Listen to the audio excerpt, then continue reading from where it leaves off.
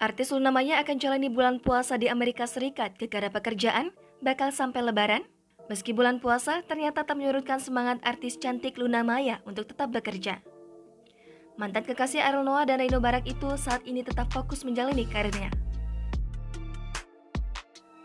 Di samping itu, Luna Maya mengungkapkan bahwa tahun ini dirinya tidak sepenuhnya menjalani bulan Ramadan atau puasa di Indonesia karena pekerjaannya. Luna Maya mengaku sangat antusias karena banyak pekerjaan saat bulan Ramadan. Padahal, menjalani puasa di luar negeri waktunya jauh lebih panjang daripada di Indonesia. Lebih lanjut, Luna Maya mengungkapkan bahwa dirinya akan kembali ke Indonesia sebelum Hari Raya Idul Fitri.